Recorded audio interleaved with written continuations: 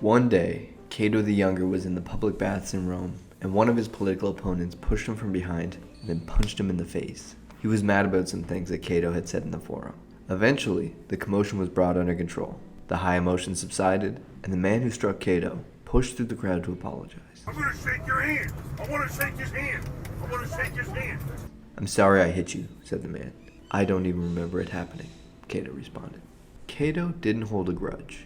He was a man who had learned that the only things that matter are those things within your control. He couldn't control being attacked, but he could control his reaction to it. He didn't fall into the trap that he was harmed, and by not doing that, he didn't need to put any mental energy into it. This is often a part of Stoicism that people don't really like. We as humans have this intense desire for revenge, for justice to be brought against someone else. An eye for an eye. It seems built into our base instincts. But the Stoic sage does not allow external events to dictate his internal state. He remains unperturbed by the vicissitudes of fortune. Let's look at a contrasting example. King Von was in jail when his friend T-Roy got killed. These guys were as close as brothers, and when he got out, Von linked up with T-Roy's real brother to form Get Back Gang. This was a group of gangbangers in Chicago dedicated to taking out as many ops as possible. They were out for revenge, thinking maybe that could cure the pain of losing their friend.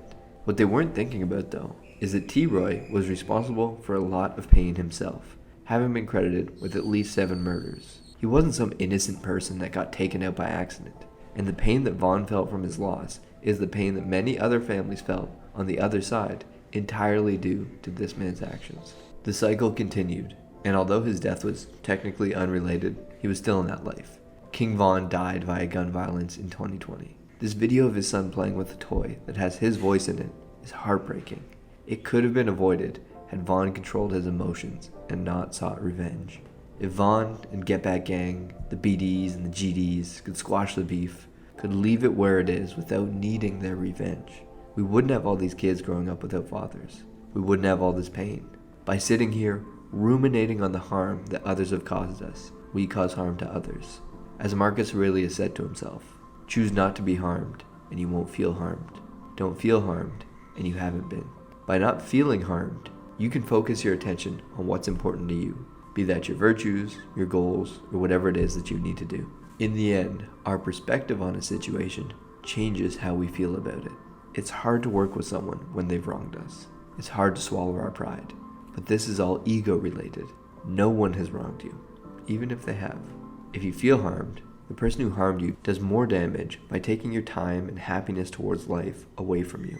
The Buddha once said as well, that holding on to anger is like grasping at a hot coal with the intent of throwing it at someone else. You are the one who gets burned. So don't feel harmed, and you haven't been.